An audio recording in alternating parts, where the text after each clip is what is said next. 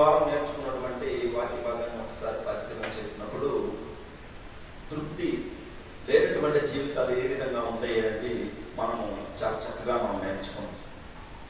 అది ఈ వారం కూడా మనం నేర్చుకోబోయే విషయం ఏంటంటే తృప్తి లేని జీవితం అనేది అసలు ఎలా ఉంటుంది దాని గురించి మనం కొద్దిగా పరిశీలన చేసినప్పుడు నాడు మనము చూసినప్పుడు ఒక కుటుంబంలో కావచ్చు, ఒక పని విషయంలో కావచ్చు, ఎందులో అయినా కూడా మనుషులకి తృప్తి కలిగి ఉంటున్నారా అంటే ఒక మనం చెప్పగలిగినటువంటి విషయం ఏంటంటే చూస్తే అర్థమవుతుంది తృప్తి అనేది ఉండదు అని.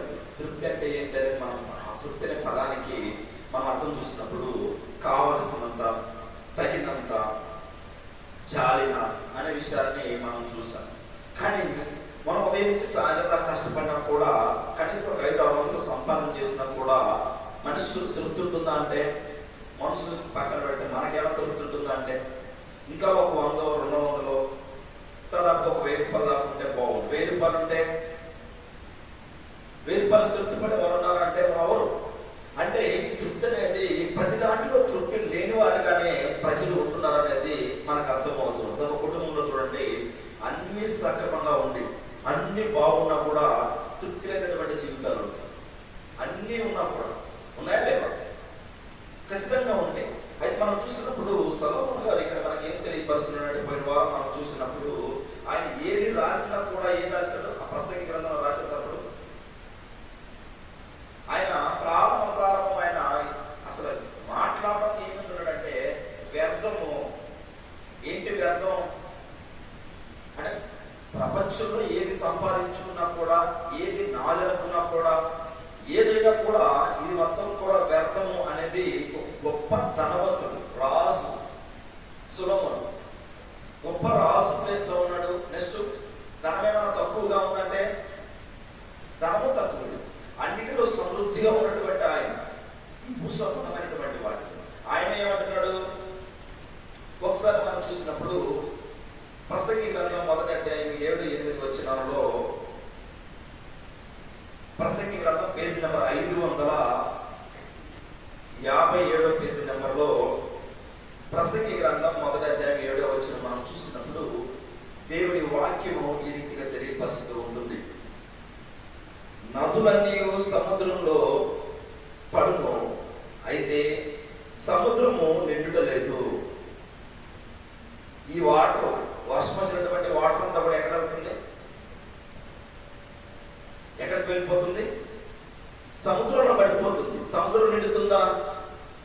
నిండవదు. అసలు దేంతో పోలుస్తున్నాడంటే మనిషి ఎంత సంపాదించుకున్నా కూడా తృప్తి చాలు, తగినంతగా ఉంది, ఇంకా మనం చూసిన కావలసినంత నాకు ఉంది అని తృప్తి కలిగి ఉండగలుగుతున్నారంటే లేదని అర్థాన్ని పెట్టి అక్కడ ఒక సముద్రంతో పోలుస్తున్నారు. ఎక్కడికి వెళ్ళిపోతున్నాయట? నదులన్నీ సముద్రంలో పడును, అయితే సముద్రము నిండుటలేదు. నదులు ఎక్కడ నుండి పారి వచ్చునో అక్కడికి అవి ఎప్పుడునూ మరలిపోవును. ఏంటట?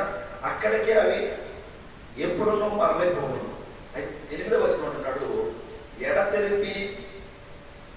ఎడతెరిపి లేకుండా సమస్తము జరుగుతున్నది, మనుషులు దాన్ని వివరింపజాలరు.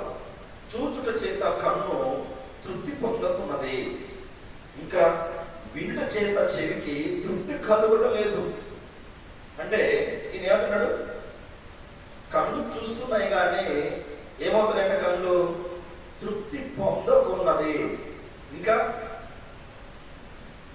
ఇంకా మనం చూసినప్పుడు వినుట చేత చెవికి తృప్తి కలుగుట లేదు. 2 విషయాలు మనకు తెలియపరుస్తుంది.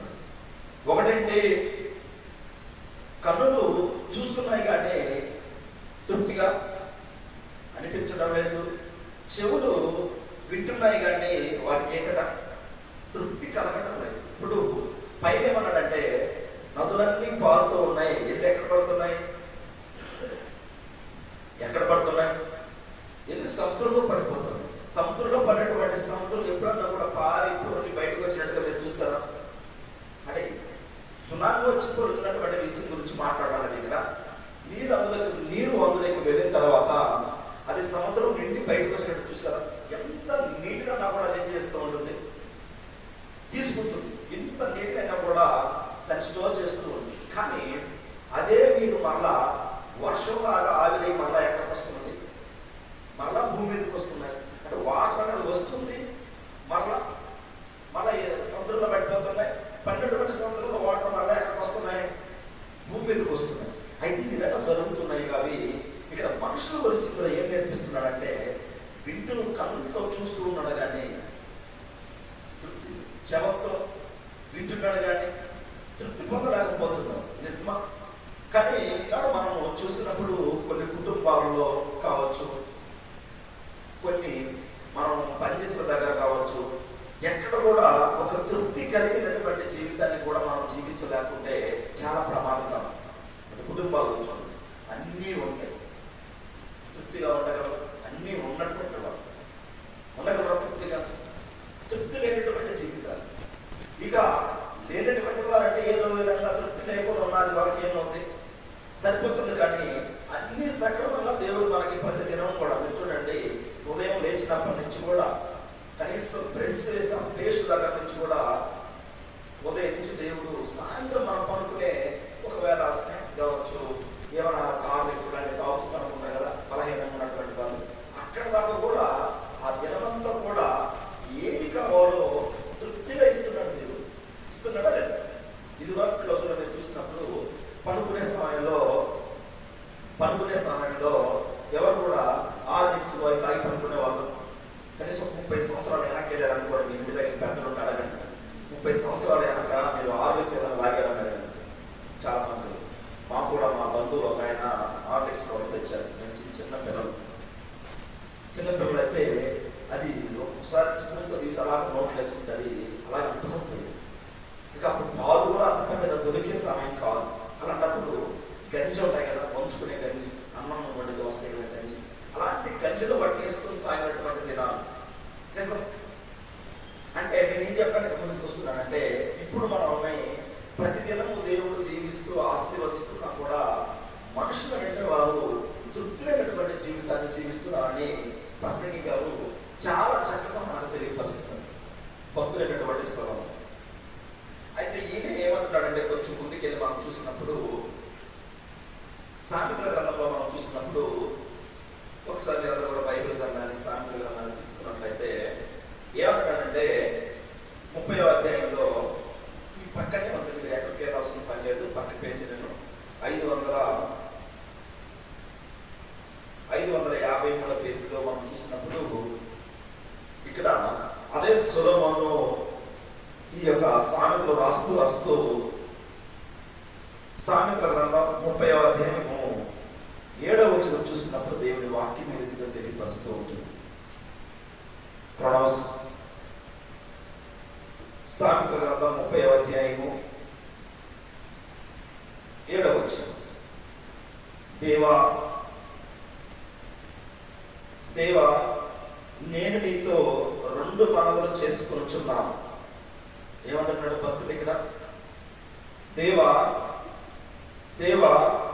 నేను నీతో 2 మనవులు చేసుకొనుచున్నాను, నేను చనిపోక ముందు వాటిని నాకు అనుగ్రహింపు. అంటే ఈయన ఆస్తి, అంతస్తు, డబ్బు, ధనము ఎందులో కూడా తక్కువ లేనటువంటి ఆయన ఈ సొలొమోను. కనీసం ఆ యెరూషలేము ప్రాంతంలో ధనవంతుడు ఎవరు? ధనవంతుడు. మరి ముఖ్యంగా ధనవంతుడు ఒకసారి మనం పక్కన పెడితే ఆయన పరిపాలన చేసే రాజు. ఈ పరిపాలన చేసే రాజు ఏం తక్కువ ఉండదండి? తనకి ఏమైనా తక్కువ ఉండదా? పరిపాలన చేసే వాళ్ళకంటే ఏమైనా తినగలరు, ఏమైనా తాగలరు, ఏదైనా తెప్పించుకోగలరు, వాళ్ళు ఏది చేసినా కూడా చేయగలరు. అయితే ఆయన ఏమంటాడంటే, దేవా నేను నీతో 2 మనవులు చేసుకొనుచున్నాను, అయితే చనిపోక ముందు నాకు అనుగ్రహించు. ఏమంటున్నాడు?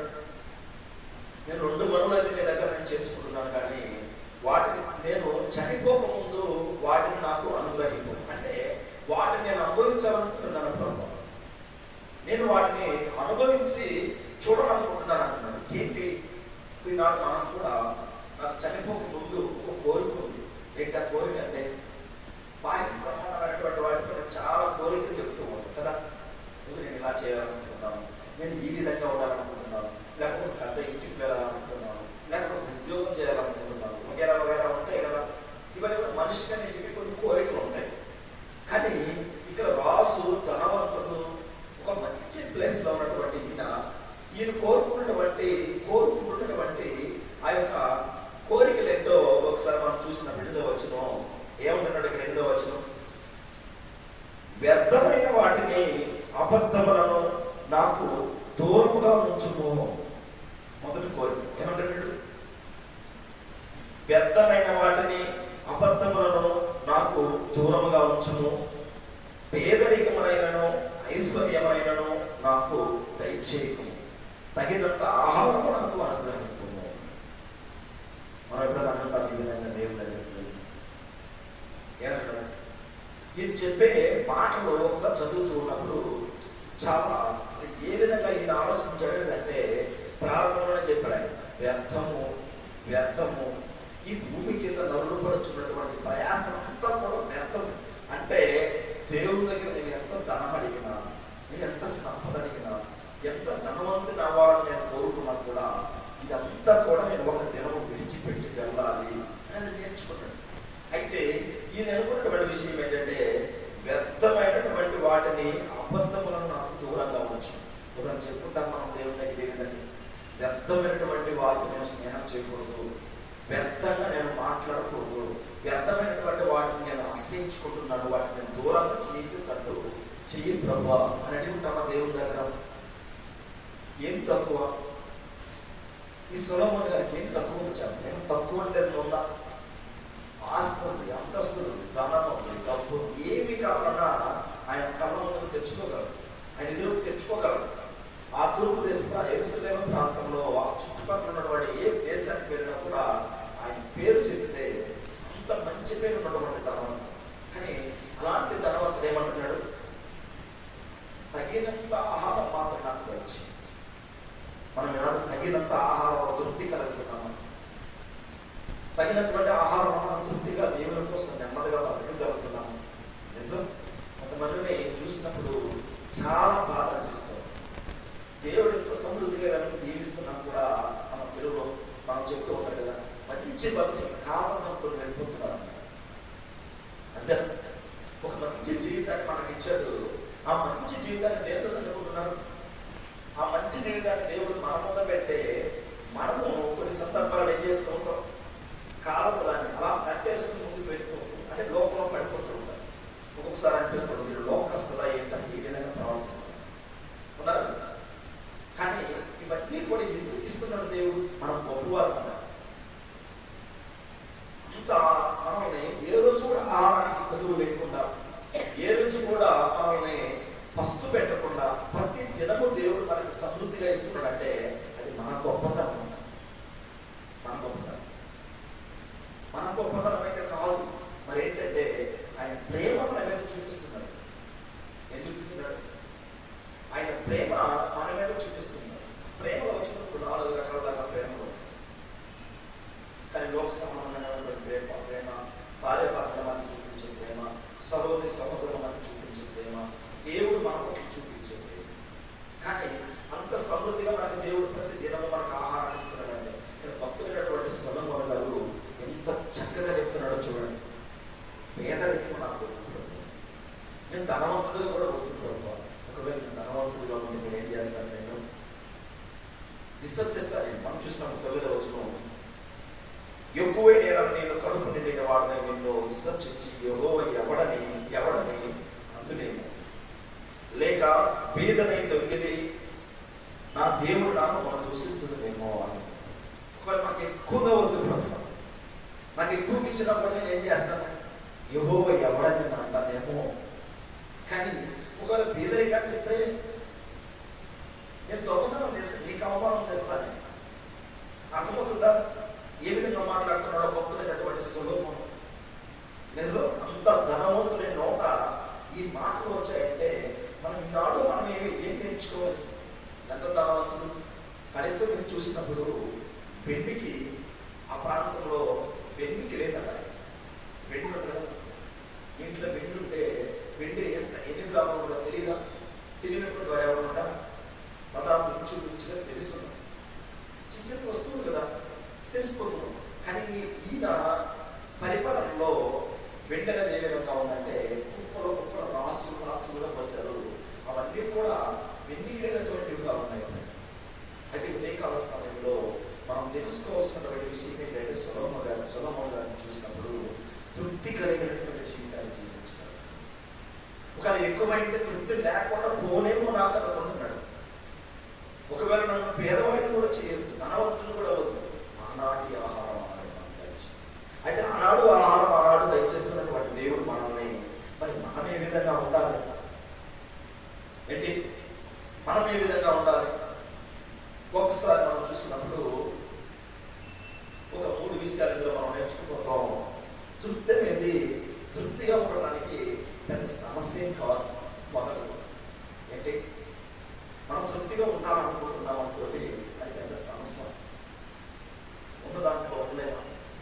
కొన్ని కుటుంబాలు చూడండి, డబ్బు లేకపోయినా, ధనం లేకపోయినా, కొన్ని వసతులు లేకపోయినా కూడా, గంజి తాగినా కూడా దేవుని ఎందుకు భయపడుతూ కలిగినటువంటి కుటుంబాలు ఉన్నాయి. గంజి తాగినా కానీ కొన్ని కుటుంబాల్లో అన్నీ ఉన్నా కానీ, అన్ని సమృద్ధిగా ఉన్నా కానీ, ఒక ఏదో వాక్యం చూస్తుంటే కానీ పాత రోజుల్లో నీరు తెచ్చుకోవాలంటే ఎలాంటి కష్టం లేదు. బావులు తెచ్చుకునేవాళ్ళు. తమిళనాడు ఇలా చేస్తే ఎక్కడ వస్తున్నాయి? ఇంట్లో వస్తున్నాయి నీళ్ళు. ఇంకా మనం చూసినప్పుడు సింక్లో మనం పెట్టినటువంటి పాత్రలు ఉంటాయి కదా, పాత్ర సామాన్లు, వాటన్నింటిని కడుక్కోవడానికి ఎన్ని ట్యాప్ అలా తిప్పేస్తారు, వచ్చి పడిపోతుంది. ఎంత తీరుస్తున్నారు దేవుడు. అయితే చూసినప్పుడు మనం మరో సందర్భాన్ని చూసినప్పుడు తృప్తిగా ఉండడం అనేది పెద్ద సమస్య కాదు. మన జీవితాలు పెద్ద సమస్యగా తీర్చుకుంటూ అసలు ఉండదు. సమస్యగా తీసుకోవాలి. ఏమవుతున్నాడంటే తన హృదయాన్ని అదుపులో ఉంచుకోగలిగాడు. తన హృదయంతో ప్రతి దినం కూడా మాట్లాడేవాడు. నేను ఏ విధంగా ఉండాలి, నేను ఏ విధంగా ఉంటే నీకు ఇష్టం. ఒక ఆస్తి విషయంలో కావచ్చు, అంతస్తు విషయంలో కావచ్చు, ధనము, డబ్బు, వీటన్నిటి విషయంలో కావచ్చు, ఆయన ఏం చేశాడంటే నేను తృప్తి కలిగినటువంటి వాడిని ఉంటాను. అయితే మనం చూసినప్పుడు లూకా సువార్త 3వ అధ్యాయము 12వ వచనం నుంచి మనం చూసినప్పుడు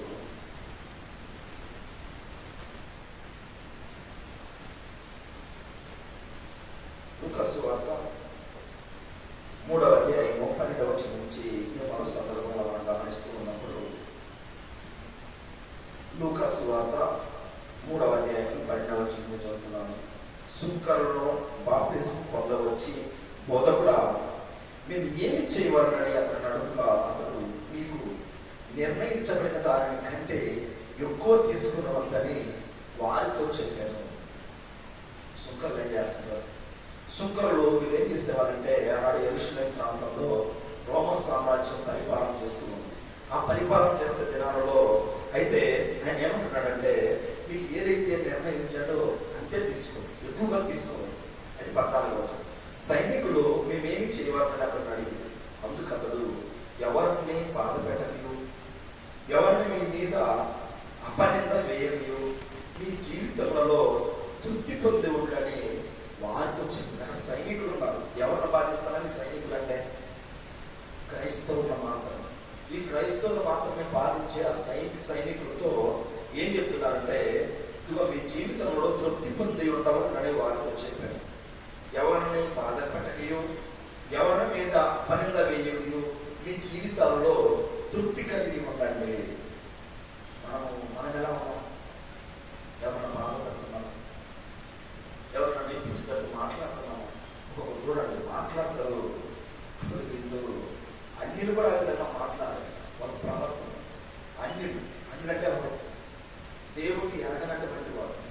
కానీ ఇక్కడ దేవుని వాక్యం ఏం తెలియజేస్తుందంటే ఎవరి మీద కూడా అపనింద వేయదు, వ్యర్థమైనటువంటి మాటలు మాట్లాడుతూ 15వ వచనం ప్రజలు కనిపెట్టచ్చు ఇతడు క్రీస్తు ఉండునేమో అని అందరూ యోహాను గురించి తన హృదయంలో ఆలోచించుకుంటుండగా ఇక్కడ బాప్తిస్మం ఇచ్చి యోహాను గారు ఏం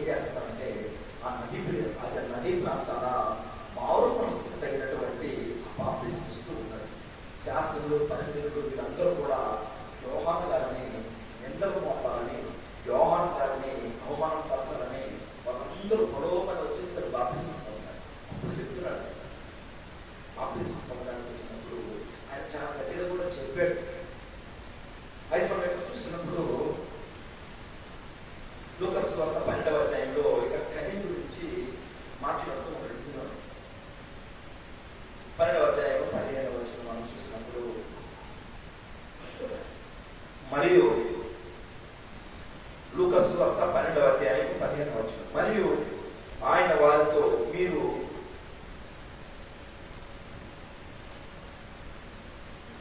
14వ వచనం చూసినప్పుడు, లూకాసు వార్త 12వ అధ్యాయము 14-15 వచనాలు మనం చూసినప్పుడు, ఆయన పోయి మీ మీద తిరుపతి గాడను పంచిపెట్టువాడుగాడను నాకు ఎన్నడూ నియమించదని అతనితో చెప్పారు. 15వ వచనం, మరియు ఆయన వారితో మీరు ఏ విధమైన లోపమునకు ఎడమియక జాగ్రత్త పడుడి. ఎక్కడ లోపము, ఏ విధమైనటువంటి లోపమునకు ఎడమియక జాగ్రత్త పడుడి. ఒకరి కలిమి విస్తరించుట వాడి జీవమునకు మూలం కాదను.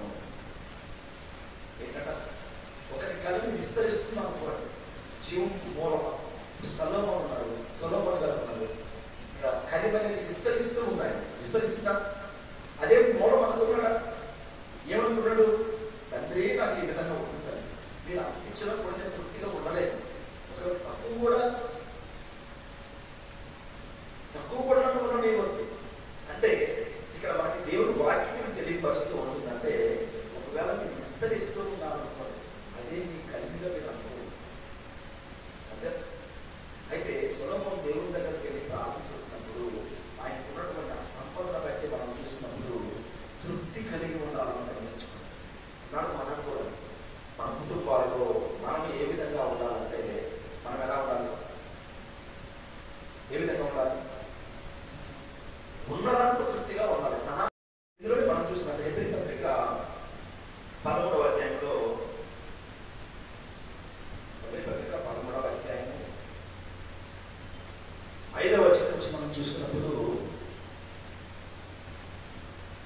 తృప్తి అనేది పెద్ద సమస్య కాదనేది మొదటి సందర్భాన్ని మనం చూస్తూ ఉన్నాం. ఇక్కడ మనం చూస్తున్న 5వ వచనం, హెబ్రీ పత్రిక 13వ అధ్యాయం 5వ వచనం, ధనాపేక్ష లేని వారై మీకు కలిగిన వాటితో తృప్తి పొంది ఉంటుంది.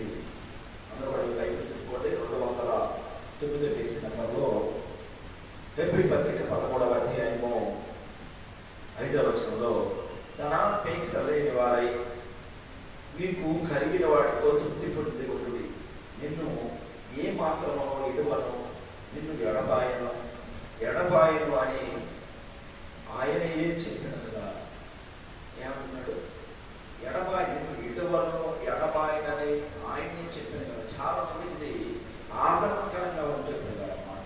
కొన్ని సందర్భాల్లో కుటుంబంలో సమస్యలు కావచ్చు, ఇబ్బందులు కావచ్చు, ఇరుకులు కావచ్చు, కొన్ని సందర్భాల్లో మనం నిలవలేనటువంటి స్థితిలో కూడా మనం ఉన్నప్పుడు దేవుడు ఏమంటున్నాడంటే, ఆయనే చెప్పాడు కదా. ఏమని చెప్పాడు? నేను విడుబాయి. మీరు చూసినప్పుడు చాలా మంది భక్తుల జీవితాల్లో కూడా మనం చూసినప్పుడు చాలా ఇబ్బందులు, ఇరుకులు, సమస్యలు వాటిలో దాటుకొని ముందుకు వెళ్ళారు. వాటిలో నుంచి అన్నింటిలో దాటుకొని ముందుకు వెళ్ళినా కూడా తృప్తి కలిగి ఉన్నారు. ఒక ఏలే గురించి చూడండి. కేరెత్తు వాళ్ళ దగ్గర ఉన్నప్పుడు కనీసం ఆ ప్రాంతంలో 3 సంవత్సరాలు కూడా వర్షం పడినప్పుడు దేవుడు పోషించాడు. ఆయనే చెప్పాడు ఏమని, నేను నిన్ను విడువను ఎడబాయనని ఆయనే చెప్పిన కదా. కాబట్టి ప్రభు నాకు సహాయుడు, నేను భయపడను, నరమాత్రుడు ఏమి చేయగలడు. ఎట్లా దేవుడే మనకి సహాయం చేసేటప్పుడు, దేవుడే మనం వచ్చి తట్టి నువ్వు భయపడదని చెప్పినప్పుడు ఇక మనుషులు చేయగలరు అయితే అని మంచి ధైర్యంతో చెప్పుగలవారై ఉన్నాము. మనము ఈ మాట ఫస్ట్ మనం ఇతరులు ఏం చేయాలి? ఇక్కడ స్థానిక సంఘంలో కావచ్చు, కొన్ని కుటుంబాల్లో కావచ్చు, మనం ప్రోత్సహించగలం. మీరు భయపడదు, దేవుడు ఉన్నాడు. ఉన్నదాంట్లో తృప్తిగా ఉండదని నేర్చుకోండి. ఉన్నదాంట్లో తృప్తి కలిగి ఉండడానికి ప్రయత్నం చేయండి. కానీ దూషించకండి, ఇబ్బందులు పడకండి, ఆలోచించకండి అని కొన్ని సందర్భాల్లో చూసినప్పుడు కొన్ని కుటుంబాల్లో నిలవలేనటువంటి స్థితిలో ఉన్నప్పుడు వెళ్ళి కొంచెం ప్రార్థన చేసి కొన్ని దేవుడి మాటలు చెప్పామనుకోండి, వాళ్ళు ఏమంటారు, వాళ్ళ విధానం జీవన విధానమే మార్చుకోవాలి. అంటే దేవుడు కొన్ని ఆదరణ మాటలు ఏం చేస్తూ ఉంటాడు, ఆదరణ మాటలు కలిగిస్తుంటాడు. ఆయనే చెప్పాడు కదా, ఏమని చెప్పాడు, ఇడవైనని మనం చెప్పుకోలేదు కాదు, ఆయనే వాయించి ఇచ్చాడు. అంటే మనం నిలవలేనటువంటి స్థితిలో ఒకవేళ ఉన్నా కానీ, మన పరిస్థితులు బాగోలేకున్నా కానీ మనం ఎలా ఉండడం తెలియపరుస్తున్నారు. తృప్తి కలిగినటువంటి వారిలో ఉన్నాడా? పుస్తకంలో అంత ఆస్తి, అంతస్తు, ధనము అవన్నీ ఉన్నా కూడా ఆయన ఏమన్నాడు, నన్ను ధనవంతుని చేరుతున్నాడు, నన్ను పేదవాన్ని చేరుతున్నాడు. కానీ ఆనాటి భోజనం ఆనాడు నాకు దయచేసించాడు. మనం కూడా అంతే ఈనాడు ఏంటి, మనం కూడా ధనాపేక్ష లేని వారిగా ఉండాలి. అంటే ధనం మీద పడిపోకూడదు. నాడు చాలా మంది చూడండి, ధనం మీద పడిపోయి కనీసం ఆరాధన వచ్చేదాన్ని కూడా వాళ్ళ సమయం డబ్బుల మీద పడిపోయి ఉన్నారు కదా. అలాంటి వాళ్ళు ఉంటారు. కానీ డబ్బంతా వచ్చిన తర్వాత తృప్తిగా ఉండగలరా? ఆ ధనం అంతా తెచ్చుకున్న తర్వాత తను తృప్తిగా ఉండగలరంటే తిరగా చూస్తుంది. చాలా మంది చూడండి, ఉండదాంట్లో గంజి తాగినా కూడా తృప్తి కలిగి ఉండడానికి ప్రయత్నం చేస్తూ ఉంటారు. నాడు దేవుడు మనమనుకోవచ్చు, ఆయన అంటున్నాడు కదా, ఆయనే చెప్పాడు మనకి, నేను ఇటువను విడుబాయను అని ఆయన మనకు చెప్పినప్పుడు ఎంత ధైర్యంగా దేవుడు అనిపిస్తుంది. ధైర్యంగా దేవుళ్ళు ఉండాలి, దేవుని భయభక్తులు కలిగి ఉండాలి, నాకు ఉన్న దాంట్లో తృప్తి కలిగి ఉండాలని ఉంటుందా? ఉంటుంది. ఒకసారి అనిపించింది, ఎప్పుడు చూసినా కూడా ఈ పేదరికం మనం పడిపోతూ ఉంటున్నాం. పేదరికం అసలు బతికున్నంత వరకు ధనవంతులు ఈ ధనవంతులు ఆలోచన ఉండేటట్టు లేనా అనే ఆలోచన వస్తూ ఉంటాయి. ఇంకా ఏం చెప్పాడంటే, ఆలోచనలు కూడా ఆ విధంగా కలగకూడదు అంటాడు. అయితే 2వ సంవత్సరం చూసినప్పుడు తృప్తి అనేది పరిస్థితులపై ఆధారపడి ఉంటుంది. మనకున్నటువంటి బట్టి, ఆ పరిస్థితులను బట్టి మనం ఉండగలుగుతాం తృప్తిగా. అయితే మీరు ప్రారంభంలో మీరు చూసినప్పుడు దేవుడు మొట్టమొదటిగా మనుషులు చేసుకున్నప్పుడు కూడా ఆయన యొక్క ఉద్దేశం, ఆయన యొక్క భావం ఏంటంటే, మొట్టమొదటి పేజీలో ఆదికాండం 1వ అధ్యాయం 28వ వచనంలో, ఆదికాండం 1వ అధ్యాయం 28వ వచనంలో మనం చూసినప్పుడు మనుషుల పట్ల ఆయన యొక్క ఉద్దేశం ఏంటంటే, 1వ అధ్యాయం 28వ వచనం మొట్టమొదటి పేజీ ఆదికాండం 1వ అధ్యాయం 28వ వచనం మనం చూసినప్పుడు, దేవుడు వారిని ఆశీర్వదించట్లని ఎట్లనగా, మీరు ఫలించి అభివృద్ధి పొంది విస్తరించి భూమిని నింపించి దాన్ని లోపరుచుకున్నది ఏంటట, సమస్తాన్ని ఇచ్చాడు దేవుడు. అంటే ఆదాము అవ్వ ఇరువురు కూడా ఒక తృప్తి కలిగినటువంటి జీవితాన్ని ఇచ్చాడు. పరిస్థితులను బట్టి వాళ్ళు దాన్ని ఏం చేస్తారు, నేను అప్పుడే చెప్పాను కదా, ఉన్నటువంటి ఆశీర్వాదాన్ని కాలు అలా తొక్కేస్తూ ముందుకెళ్ళిపోయాడు. దేవుడు మనకేమో మనల్ని ఆశీర్వదించాలని ఆయన అన్నాడు. కొన్ని సందర్భాల్లో మనం ఉండే స్థితిని బట్టి దాన్ని ఇస్తున్నటువంటి ఆశీర్వాదం దేవుడు ఏం చేయగలరు, మళ్ళీ వెనక్కి తీసినటువంటి వాళ్ళు లేరా, ఆ విధంగా మళ్ళా తీసి మళ్ళా ఇచ్చినటువంటి వాళ్ళు లేరా అంటే ఉన్నారు. అయితే ఇందులో దేవుడు ఫలించి అభివృద్ధి పొంది మీరు నిండించి దాన్ని లోపరుచుకున్నటువంటి చెప్పినటువంటి మొట్టమొదటి మానవుడైనటువంటి ఆదాము అవ్వ కూడా తృప్తి కలిగి ఉన్నారు. ఏదో తోటేసి ఆ తోటను పెట్టి చూడండి, 2వ అధ్యాయం 15-16 వచనాలు మనం చూసినప్పుడు, మరియు దేవుడైన యెహోవా నన్ను తీసుకొని ఏదైనా తోటను సిద్ధపరచుటకు దాన్ని కాల్చుటకు దానిలో ఉంచాడు. మరియు దేవుడైన యెహోవా ఈ తోటలో ఉన్న ప్రతి వృక్షఫల ఫలము నీవు నిరంతరముగా తినవచ్చును. ఏంటట, మనుషులు చేసిన దేవుడు ఆ చేసినటువంటి ఆ మనుషులను తీసుకెళ్ళి ఒక ఏదైనా తోటలో పెట్టి, ఈ తోట ఫలం ఉన్నటువంటి ప్రతి వృక్ష ఫలంలో కూడా నువ్వు ఏం చేయొచ్చు, నిరంతరంగా తినవచ్చు. అంటే ఒక ప్రీమియం ఇచ్చాడు దేవుడు, ఒక తృప్తి కలిగినటువంటి జీవితాన్ని ఇచ్చాడు వాళ్ళకంటే ఇచ్చాడు. అయితే వాళ్ళు చేసినటువంటి పొరపాటు ఏంటంటే 17వ వచనం, అయితే దేవుడు నిత్య వృక్ష ఫలములను తినకూడదు, నీవు వాటిని తిరుగున నిశ్చయంగా చర్చితమని నరునికి ఆజ్ఞాపించాను. అలా ఇచ్చాడు కానీ ఆజ్ఞ. మనకు కూడా దేవుడు ధనము, డబ్బు, ఆస్తి, అంతస్తు ఇస్తూ ఉంటాడు కానీ దానికి మళ్ళా ఏముంది? ఆజ్ఞ ఉంది. ఆజ్ఞ ఇచ్చాడు. ఆజ్ఞ కూడా ఆయన ఏది కూడా మనం ముందు పంపించాడంటే ఆజ్ఞించాడు. మరి ఎదురుతో వాళ్ళ ఎదురు కూడా పెట్టినప్పుడు దేవుడు ఒక ఆజ్ఞ ఇచ్చాడు. ఏంటంటే ఆజ్ఞ, ఈ తోట మధ్యలో ఉన్నటువంటి పర్వంలో ఏదైనా ఒక తెలుగు కానీ మంచి చెడనటువంటి తెలుగు ఇచ్చినటువంటి ఆ వృక్ష ఫలం మాత్రం ఏం చేయకూడదు, తినకూడదని దేవుడు చెప్పాడు. మరి దేవుడు చెప్పినటువంటి మాటకి తృప్తి కలిగి ఉన్నాడా? తృప్తి కలిగి ఉన్నారా? మన ఎదురు కూడా అంటే తృప్తి లేదు. అందుకే మనం చూసినప్పుడు 3వ అధ్యాయం 9-10 వచనాలలో 3వ అధ్యాయం 9-10 వచనాలలో మనం చూసినప్పుడు దేవుడైన యెహోవా ఆదామును పిలిచి, నువ్వు ఎక్కడ ఉన్నావని. అందుకు అతడు, నేను తోటలో నీ స్వరము వినినప్పుడు దిగంబరునిగా పుట్టిని గనక భయపడి దారుకుంటే నేను చూసాను. ఒక తృప్తి కలిగినటువంటి జీవితాన్ని దాన్ని అలాగా తట్టేసుకొని బయటకు వెళ్ళిపోయాడు. పాపం మీద పడిపోయాడు. అంటే పాపం అనేది ఎంత ప్రమాదకరమో చూసారు. అంటే దేవుడు చెప్పింది కాకుండా చెప్పకూడదు కూడా చేస్తే పాపమా అంటే పాపమే. ఈనాడు పాపం అంటే ఏంటో అర్థం కావడం లేదు. విస్తారంగా మాట్లాడితే పాపమే, విస్తారంగా ఆలోచన చేస్తే పాపమే, మన ప్రవర్తన విస్తారంగా ఉంటే పాపమే, మన విస్తారంగా కోరుకుంటే పాపమే, మన విస్తారంగా కావాలి ఇది కావాలి ఇది కావాలని కోరుకుంటే పాపమే, ఇంకా విస్తారంగా వేరే వారి ద్వేషం పెట్టుకుంటే పాపమే. ఇదంతా కూడా పాపమని మనకు అర్థం కావాలి. వీటన్నిటికీ ఎప్పుడు మనం దూరంగా ఉండాలంటే దేవుడు చెప్పినటువంటి మాటలను బట్టి మనం తృప్తిగా ఉండగలిగితే మాత్రమే. ఏంటి అందుకే చెప్తున్నాడు. ఏమంటున్నాడంటే కీర్తన గ్రంథంలో మనం చూసినప్పుడు 119 కీర్తన చదువు 119:37 చూసినప్పుడు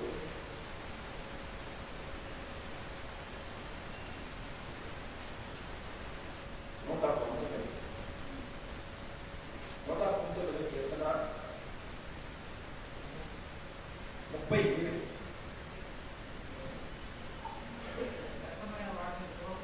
119 కీర్తన అంటే 119 చూసినప్పుడు 37 వచ్చినప్పుడు కీర్తనకారుడు ఈ విధంగా తెలియపరుస్తున్నాడు. బాగా చూడండి. వ్యర్థమైనటువంటి వాటిని చూడకుండా నా కనులు తిప్పివేయము. మీరు చూసినప్పుడు ఆదాము అవ్వకుండా వ్యర్థమైనటువంటి వాటిని తినకూడదని చెప్పాడు. కానీ మీకు ఎలా ఉన్నాయంటే ఆదాము అవ్వ ఎరువులు కూడా రమ్యముగా కనపడాలి. ఈ రమ్యంగా కనపడినప్పుడు దేవుడు చెప్పలేదు తినకూడదని. చెప్పాడు చెప్పలేదు. అంటే తోటలో చిత్రం మంచి చిత్రం మాత్రం మీరు ఏం చేయకూడదు, తినకూడదు. మిగతా మీరు ఏదైనా తినండి. అక్కడ జీవ క్షిపణం కూడా ఉన్నాయి, ఇంకా తినండి అని ఒక యథార్థత వచ్చింది. మరి ఎందుకు వెళ్ళిపోయాయి? అందుకే భక్తులు ఇక్కడ అంటున్నాడు, వ్యర్థమైనటువంటి వాటిని చూడకుండా కన్ను తిప్పిపోయి. అది ఎప్పుడు సాధ్యమవుతుంది? వ్యర్థమైనటువంటి వాటిని చూడకుండా ఎప్పుడు సాధ్యమవుతుందంటే మనం ఉన్నటువంటి స్థానంలో దేవుడిని అడగాలి. దేవుని అడిగాడు సొలొమోను. ఏమని అడిగాడు? వ్యర్థమైనటువంటి వాటిని నాకు దూరపరచుదంటే పేదరికం నాకు ధనవంతులుగా కూడా నేను ఏమనకూడదు, ఉండకూడదు. అంటే మనం చూసినప్పుడు నీ మార్గంలో నడుచుటకు నన్ను బ్రతికింపు. ఇప్పుడు మార్గాన్ని తప్పారా? ఆదాము అవ్వ కూడా మార్గాన్ని తప్పారా? అంటే తప్పారా? తప్పలేదు. తప్పారు. తప్పుబట్టి వారికి జీవన విధానాలు ఏ విధంగా ఉన్నాయి? తప్పుబట్టి వాళ్ళ జీవన విధానాలు ఏ విధంగా ఉన్నాయి అంటే తృప్తి అనేది పరిస్థితులపై ఆధారపడి ఉంటుంది అనేది నిజమా? పరిస్థితులను బట్టి ఆధారపడి అంటే ఒక పరిస్థితులు కొన్ని మనం ఎదుర్కోవాల్సి వచ్చినప్పుడు వాటిని మనం ఏం చేయాలి? ఖచ్చితంగా ఇది మన కాదు, ఈ పరిస్థితి పోవలేదు, ఈ సమయంలో నిశ్శబ్దంగా ఉండడం మంచిది అనే జ్ఞానం ఉంటున్నాను. ఈ సమయంలో నా కన్నిటిని నేను కాపాడుకోవాలి, నా హృదయాన్ని నేను భద్రపరచుకోవాలి, పాపం జోలికి నేను వెళ్ళకూడదని మన హృదయాన్ని మనం ఏం చేయాలి, అదుపులో పెట్టుకోవాలి. ఆ అదుపులో పెట్టుకుంటే మాత్రమే మనం దీవింపబడతాం. కానీ ఇప్పుడు ఆదాము అవ్వ విషయంలో అదుపును పెట్టుకోగలిగారు. ఏమై పెట్టేవారు? కన్నులు. వాళ్ళ కన్నుల్ని వాళ్ళ ఇష్ట ప్రకారంగా ఉంటారు.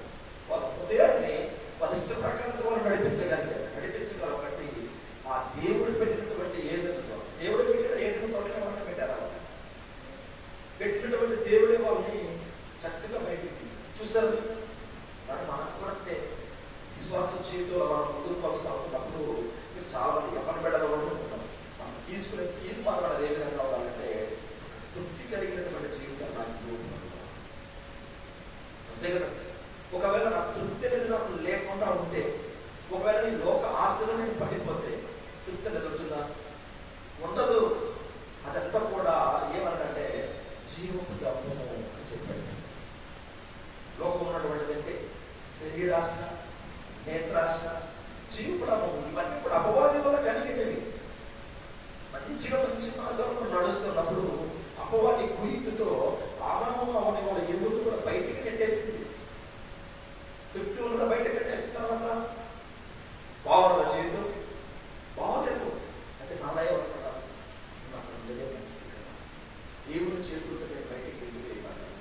అయితే మనము చదువుకున్నటువంటి వాక్య భాగాన్ని మనం చూసుకున్నాం. తిమోతి రాస్తున్నటువంటి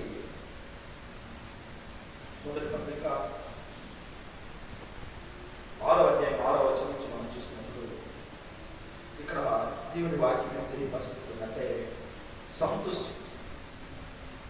తిమోతి రాస్తున్నటువంటి 1 తిమోతి 6 నుంచి మనం చూసినప్పుడు 6వ అధ్యాయం 6వ వచనం, సంతుష్టి సహితమైన దైవభక్తి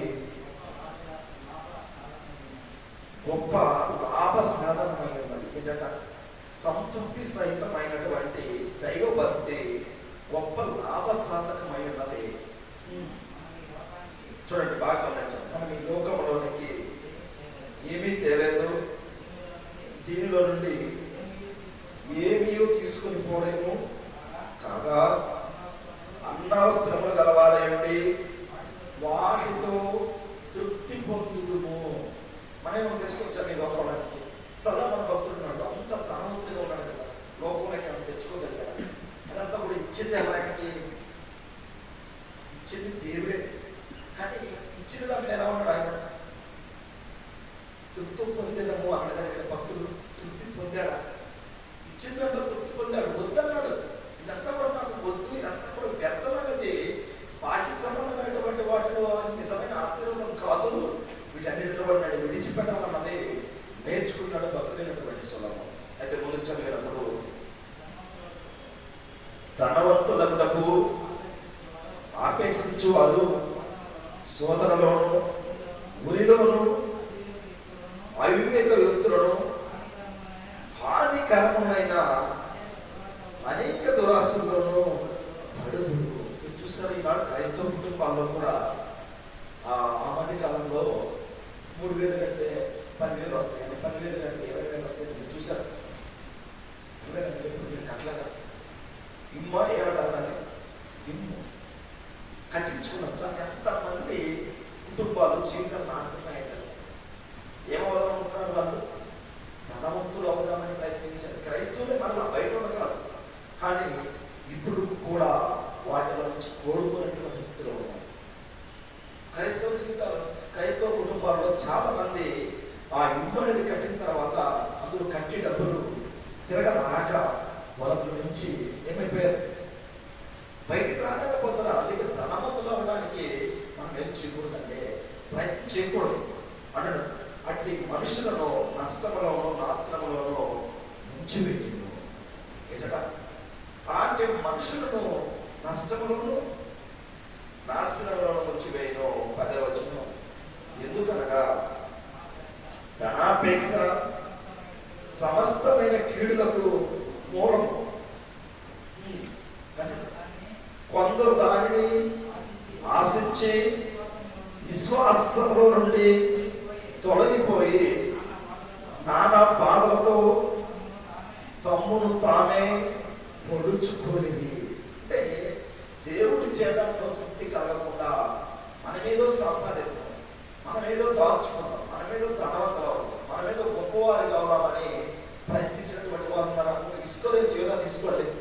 ఒక ఇస్కరేతు యోధ జీవితంలో ధనవంతులు కావాలనుకున్నాడు. ఏం చేశాడు? తానే పొడుచుకోగలిగాడు. చాలా మంది జీవితంలో మీరు చూసినప్పుడు ధనం విషయంలో కావచ్చు, తృప్తి లేకుండా ఒకవేళ జీవిస్తూ ఉంటే వాళ్ళందరూ కూడా ఏమంటారంటే, తృప్తి లేకుండా ఉంటే విశ్వాసం నుండి తొలగిపోయి తమను తామే ఏం చేసినంత పొడుచుకున్నారు. అయితే సహజంగా మూడోది మనం చూసినప్పుడు క్రైస్తవులకి ఏముండాలంటే సంతృప్తి కలిగినటువంటి జీవితం ఉండాలి. మూడో విషయాలు చూడండి, ముగించేసుకుందాం. మూడో విషయాలు మనం చూసినప్పుడు క్రైస్తవులకి ఏముండాలి? సంతృప్తి కలిగినటువంటి జీవితం అనేది క్రైస్తవులు కలిగి ఉండాలి. ఫిలిప్పీయులకు రాసిన పత్రిక 4వ అధ్యాయము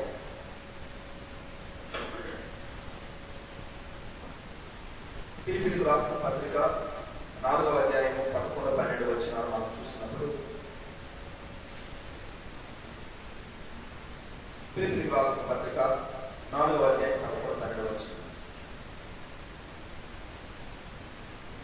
ఇక్కడ అపోస్తలుడైనటువంటి పౌలు గారు ఫిలిప్పీలో ఉన్నటువంటి స్థానిక సంఘానికి ఏమంటున్నాడంటే, ఫిలిప్పీయులకు రాసిన పత్రిక 4వ అధ్యాయము 11వ వచనం, నాకు కొదువ కలిగినందుకు నేను ఇలాగ చెప్పుకోలేదు. నేను ఏ స్థితిలో ఉన్నానో ఆ స్థితిలో సంతృప్తి కలిగి ఉండుట నేర్చుకొని ఉన్నాను. ఏమంటున్నాడు ఇక్కడ? నాకేదో కొదువైందని చెప్పి నేను ఈ విషయాన్ని తెలియపరచడం లేదు, కానీ ఏమన్నాడు? నేను ఏ స్థితిలో నుంచి ఉన్నానో, నేను ఏ స్థితిలో ఉన్నానో ఆ స్థితిలో సంతృప్తిగా కలిగి ఉండవాలని నేను నేర్చుకున్నాను. చూసారా దేవుడు వాక్యం తెలియపరుస్తుంది. అంటే నేను ఏ స్థితిలో పడానో నేను జ్ఞాపకం తెచ్చుకుంటున్నానో, ఉన్న దాంట్లో నేను తృప్తిగా ఉండాలని ఏం చేస్తున్నాను? ఇష్టపడుతున్నాను అంటున్నాడా? అవును, ఆయన నేర్చుకున్నాడు, దానికి కండిషన్గా ఉంటున్నాడు పిల్లలు. అయితే మనం ఇక్కడ చూసినప్పుడు దీన స్థితిలో ఉన్న ఎరుగుదును, ఎక్కడ దీన స్థితిలో ఉండనెరుగుదును, సంపన్న స్థితిలో ఉండ ఎరుగుదును, ప్రతి విషయంలోనూ అన్ని కార్యములలోనూ కడుపు నిండి ఉండుటకును, ఆకలిని ఉండుటకును, సమృద్ధి కలిగి ఉండుటకును, లేవెల ఉండుటకును నేర్చుకొని ఉన్నాను. నన్ను బలపరచు వాళ్ళైతే నేను సమస్తము చేయగలను. ఏం చెప్తున్నాను చూడండి. అంటే ఆయన ఉన్నటువంటి స్థితి చూడండి. సంపన్న స్థితిలో ఉండగలడు, పేద స్థితిలో ఉండగలడు, ఇంకా ప్రతి విషయంలో కావచ్చు, అన్ని విషయంలో సంతృప్తి కలిగి నేను ఏ విధంగా ఉండాలో అపోస్తలుడైనటువంటి పౌలు గారు నేర్చుకొని అక్కడ ఉన్నటువంటి స్థానిక సంఘానికి ఏం చేస్తున్నాడు? తెలియపరుస్తూ ఉన్నాడు. అందుకే మనం చూసినప్పుడు ఎఫెసీయులకు రాసిన పత్రిక 1వ అధ్యాయం 3వ వచనంలో, ఎఫెసీయులకు రాసిన పత్రిక 1వ అధ్యాయం 3వ వచనం మనం అప్పుడప్పుడు చదువుతున్నటువంటి లేఖన భాగము 4వ వచనం మనం చూసినప్పుడు, ఎఫెసీయులకు రాసిన పత్రిక 1వ అధ్యాయం 3 నుంచి చూద్దాం. మన ప్రభు అయిన యేసుక్రీస్తు యొక్క తండ్రి యొక్క దేవుడు స్థితింపబడును గాక. ఆయన క్రీస్తు నందు పరలోక విషయంలో ఆత్మ సంబంధమైనటువంటి ప్రతి ఆశీర్వాదం మనకు. అంటే నిజమైనటువంటి తృప్తి కలిగినటువంటి జీవితం ఎక్కడ ఉందంటే అది క్రీస్తులో ఉంటే మాత్రం. క్రీస్తు బయట అపోస్తలుడైన పౌలు గారు అంటున్నారు, నేను ఏ స్థితిలో ఉన్నా కూడా తృప్తి కలిగి ఉండాలని నేర్చుకున్నాను అంటున్నాడు. మరి ఏ స్థితిలో ఉన్నా కూడా తృప్తి కలిగి ఉండాలని నేర్చుకున్నాడంటే ఇప్పుడు ఫిలిప్పీ పట్టణానికి ఏం నేర్పించినాడు ఆయన? ఇక్కడ ఎఫెసీలో కూడా ఆయన చెప్తున్నాడు, ఆయన మాట్లాడుతున్నాడు. ఏమంటున్నాడు? పరలోక సంబంధమైనటువంటి ప్రతి ఆశీర్వాదం మీకు అనుగ్రహిస్తాడు. అంటే మీకు తృప్తి కలిగి ఉన్నట్టే దేవుడు అయితే మనం ఆశీర్వదిస్తాడు. కానీ అయితే మీరు ఎక్కడ ఉండాలంటే అది క్రీస్తులో ఉంటేమా? ఎక్కడ? క్రీస్తులో ఉంటేనా బయట ఉంటాం ఆశీర్వాదం? క్రీస్తు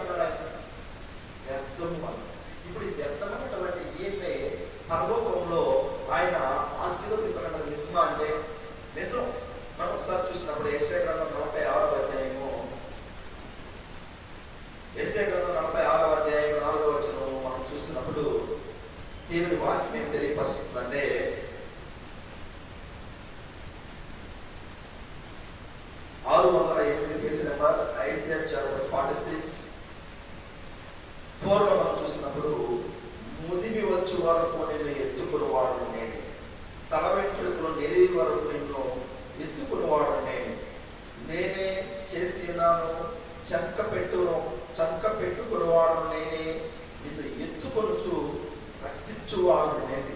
పరిమాణం ఏమంటాడు ఆయన? ముదిమి వచ్చు వరకు నిన్ను ఎత్తుకుని వాడు నేను అంటే చిన్నప్పటి నుంచి కూడా నీ తల వెంట్రుకలు నరిసిన దాకా కూడా నేను నిన్ను కాపాడుతూ ఉన్నాను. అయితే తృప్తి కలిగి ఉండు అంటే భక్తుడి మనకు నేర్పిస్తూ ఉన్నాడు. అయితే చివరిగా మనం చూసినప్పుడు కీర్తన గ్రంథం 23వ కీర్తన మనం చూసినప్పుడు ఆయన ఏమంటాడంటే, ఇక్కడ యెషయా ద్వారా మాట్లాడినటువంటి మాట, ముదిమి వచ్చే వరకు నేను ఏం చేస్తాను, ఎత్తుకుంటాను. ఇంకా మనం చూసినప్పుడు తల వెంట్రుకలు నెరిసినంత వరకు కూడా. అయితే ఏమి నేర్పిస్తున్నాడు మనకి ఈ పాట అంటే, నేనున్నాను మీరు తృప్తి కలిగి ఉండండి, నేనున్నాను తృప్తి కలిగినటువంటి జీవితాన్ని మీరు జీవించాలి. 23వ కీర్తన చూడండి, మొదటి వచనం చూసారా? భక్తుడైనటువంటి దావీదు గారు ఏంటన్నాడు? యెహోవా నా కాపరి, నాకు లేమి కలగదు. మీరు ఇంటికి వచ్చిన 23వ అధ్యాయం మొత్తం కూడా మీరు చదువుకున్నారు చెప్తూ ఉన్నాడు. ఏమంటున్నాడు? పచ్చికల చోట్ల ఆయన నన్ను పనులు చేయించున్నాడు, శాంతికరమైన జలముల వ్యర్థలను నడిపించుచున్నాడు. ఇంకెలా ఉండాలి అంటే, ఇంత ఘోరమైనటువంటి పాపంలో ఉన్నటువంటి ఒక దావీదు పశ్చాత్తాపడితే దేవుడు క్షమించి, పశ్చాత్తాపడినప్పుడు ఆయన క్షమించి ఆయన ఏమంటే కోరుకుంటున్నాడు. యెహోవా నా కాపరి, నాకు లేమి ఇక్కడ కలుగుతుంది. పచ్చికల చోట్లను ఆయన నన్ను పనులు చేయించున్నాడు, శాంతికరమైన జలముల వ్యర్థలను నడిపించుచున్నాడు. నా ప్రాణమునకు ఆయన శ్రద్ధ తెచ్చుచున్నాడు, తన నామమును బట్టి నీతి మార్గములను నడిపించుచున్నాడు.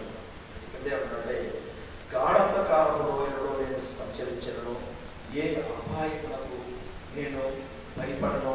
నీవు నాకు తోడై ఉన్నావు, నీ దుడ్డుదరయు నీ దండమును నన్ను ఆదరించును. అయితే ఏమంటాడు? 5వ వచనం, నా శత్రువులు ఎదుట నీవు నాకు భోజనం సిద్ధపరుచున్నావు, నూనెతో నా తల ఎంటి ఉన్నావు, నా గిన్నె నిండి పూర్ణించున్నది. నేను బ్రతుకు తిన్నమన నీ కృపాశ్రయమైన ఆయన వచ్చును, చిరకాలము యెహోవా మందిరములో నేను నివాసం చేసి. ఈ భూమి మీద నిజమైనటువంటి నివాసం లేదు. నివాసం ఈ భూమి మీద ఎంత ఉన్నా కూడా తృప్తి అనేది లేదు. కానీ ఉన్న దాంట్లో తృప్తి కలిగి ఉంటాను.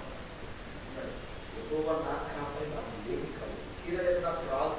ఎందుకంటే ఆయనతో నాకు ఒక భక్తులైనటువంటి సొలొమోను కూడా తన కుమారుడైనటువంటి సొలొమోను అదే పాటలు అంత సంపద, అంత ఆస్తి ఉంటే ఈ దావీదు రాయించినటువంటి మాటలు చూసి సొలొమోను కూడా ఏమనుకున్నాడు? సంపద అనేది అయితే తృప్తి కలిగి నేను ఉండాలని ఆయన నేర్చుకుంటాడు.